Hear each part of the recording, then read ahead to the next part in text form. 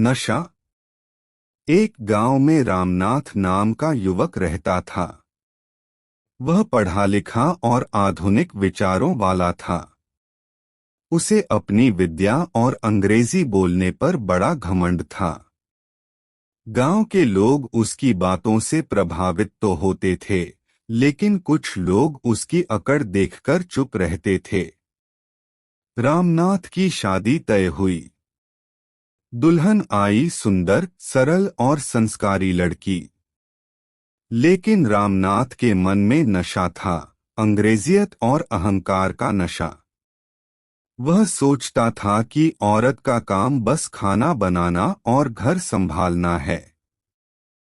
शादी के कुछ दिन बाद ही एक दिन उसकी पत्नी ने उससे कहा, रामनाथ जी, आप दिन रात अंग्रेजी किताबें पढ़ते हैं, लेकिन घर की जिम्मेदारी का क्या? परिवार और रिश्तेदार भी होते हैं। रामनाथ को यह बात अच्छी नहीं लगी। उसे गुस्सा आ गया। उसने ताने दिए, तुम औरत हो, तुम्हें क्या समझ राजनीति और समाज की बातें? चुपचाप घर का काम करो। लेकिन धीरे धीरे हालात बदले। गांव में किसानों और गरीबों की दिक्कतें बढ़ रही थीं।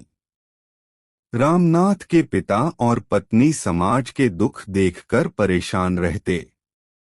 पत्नी ने कई बार रामनाथ को समझाया कि पढ़ाई का असली मकसद लोगों की सेवा करना है, न कि अकड़ दिखाना। शुरुआत में रामनाथ नहीं माना, मगर एक दिन उसने गांव के मजदूरों और किसानों की हालत अपनी आंखों से देखी, गरीबी, भूख और बेबसी। उसके दिल का नशा उतरने लगा। वह समझ गया कि असली नशा अंग्रेजी बोलने या बड़े होने में नहीं, बल्कि जनसेवा, विनम्रता और इंसानियत में है। कहानी का अंत यह बताता है कि ज्ञान का नशा, अहंकार का नशा और पैसे का नशा, ये सब झूठे हैं। सच्चा सुख सेवा और विनम्रता में है।